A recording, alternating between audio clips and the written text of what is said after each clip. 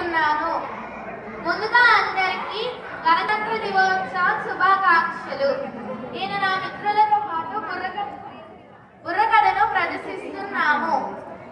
జానపద కళారూపాల ఎంతో ప్రాచుర్యం పొందింది బుర్రకథ. తరతరాలుగా ప్రజా చైతన్యంలో కీలక పాత్ర పోషించింది. ఇందులో ఒకరు కథ చెబుతుంటే వారి చెరుపక్కల వంతలు పాడతారు. కథ చెప్పే వారిని కథకుడు అని, వారి చెరుపక్కల గొంతులు కలిపే వారిని వంతలు అని అంటారు. కథకుడు తంబూరా వాయిస్తాడు, అందుకే ఈ కథకు బుర్రకథ అని పేరు వచ్చింది.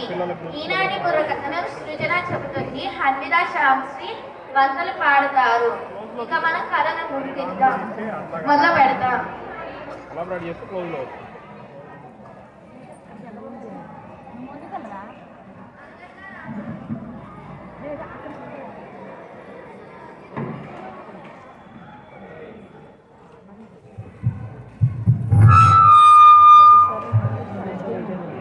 అనగనగా రామాపురం అనే పల్లెటూరు. ఆ పల్లెలో శివయ్య గౌరమ్మ అనే దంపతులకు కలిగిన తొలి సంతానమే సీత.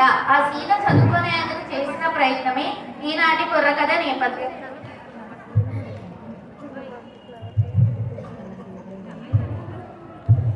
జయము జయము మన భారత మాతకు జయము దిగ్విజయము.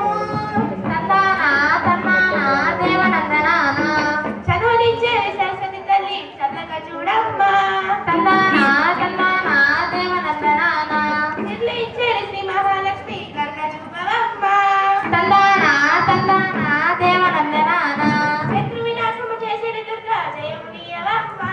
తందానా తందానా దేవనందనానా. అక్క, ఈరోజు ఏ కథ చెప్తున్నావు? ఏదో కాదురా, నలమహారాజు కథ, పాండవుల కథ, లవకుశుల కథ, సీత కష్టాలు. ఏంటక్క, ఆ కథలన్నీ పాత గాథలు అయిపోయినాయి కదా, కొత్త కథ చెప్పరాదా? ఏంటిరా పాత అంటే రోతకుందా?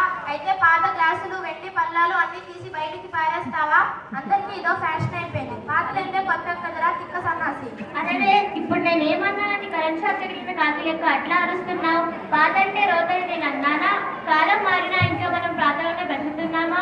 ఎలక్ట్రిక్ దీపాలు వద్దని ఆముదం దీపాలు పెట్టుకుంటున్నామా? బస్సులు రైళ్లు కొత్తవని ఎడ్ల బండి మీదనే ప్రయాణిస్తున్నామా?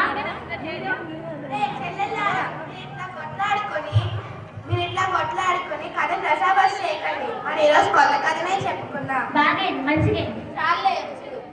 మనం ఈరోజు చెప్పుకోబోయే కదా సీత ఇష్టాలు. తరికిడి తరికిడి తరికిడి తా